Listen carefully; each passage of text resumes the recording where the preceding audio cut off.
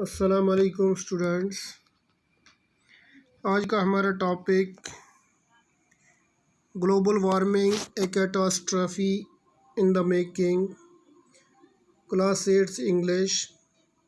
اس lesson کو پچھلی 2 کلاسوں میں ہم نے تھوڑا بہت پڑھا تھا اور آج اس سے آگے پڑھیں گے۔ امید ہے کہ تم غور سے سنو گے اور اس کو اچھی طرح سمجھو گے۔ So let's start.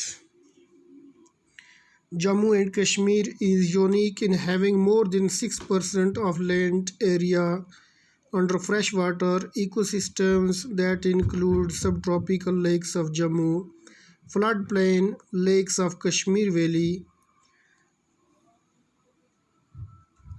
high altitude Himalayan lakes. یعنی جموں اور کشمیر اس بات میں منفرد ہے، از یونیک یعنی منفرد ہے کہ اس کی 6% زمین جو ہے زمین کا حصہ جو ہے وہ تازے پانی والے ماحولیاتی نظام میں ہے۔ 6% of land area under fresh water ecosystems, ماحولیاتی نظام that include subtropical lakes of Jammu, جن میں شامل ہے جموں کی نیم ہاری جھیلیں، وادی کشمیر کی سیلابی جھیلیں، اونچی جگہوں پر موجود ہمالیہ کی جھیلیں، perennial rivers of the Indus system, wetlands of different dimensions, ponds, snow fed streams, springs, reservoirs etcetera. دریائے سندھ کے پیرینیل ریورز یعنی دریائے سندھ کے نظام آف دا انڈس سسٹم، دریائے سندھ کے نظام کی سال بھر بہنے والی ندیاں، wetlands of different dimensions, مختلف جہتوں کی سیلن والی زمین، تالاب، پونڈس تالاب، سنو فیڈ برف سے منسلک ندیاں، سٹریمز ندیاں، چشمے، سپرنگز، ریزرویئرز یعنی حوض وغیرہ۔ Water resources of the world are facing qualitative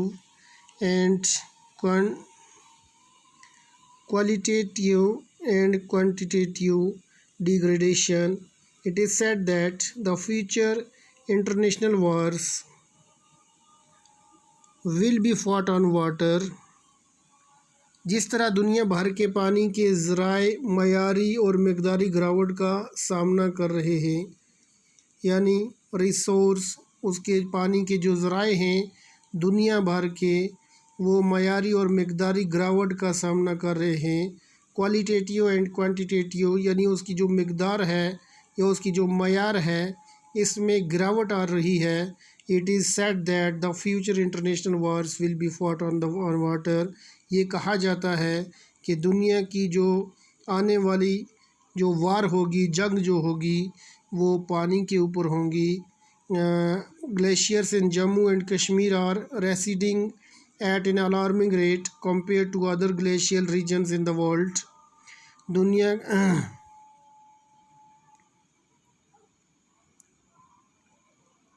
دنیا کے دوسرے برفانی علاقوں کی نسبت جموں اور کشمیر میں یخ ندیاں یعنی گلیشیئر خطرناک شرح سے کم ہو رہے ہیں۔ In Suru Basin alone, we have lost about 16% of glaciers in the last 40 years. یعنی صرف سورو کے ترائی والے علاقے میں ہی ہم پچھلے 40 سالوں میں تقریباً 16% گلیشیئرز کھو چکے ہیں، یعنی گلیشیئرز جو ہیں وہ ہم کھو چکے ہیں۔ 16% گلیشیئرز ختم ہو چکے ہیں پچھلے 40 سالوں میں۔ Similarly, we have lost about 18% of the Kulhai Glacier, the main source of drinking water and irrigation in the valley during the same period. اسی طرح ہم اسی دوران 18% کلہائی گلیشیئر کھو چکے ہیں جو کہ اس وادی میں پینے کے پانی اور سنچائی کا ذریعہ ہیں۔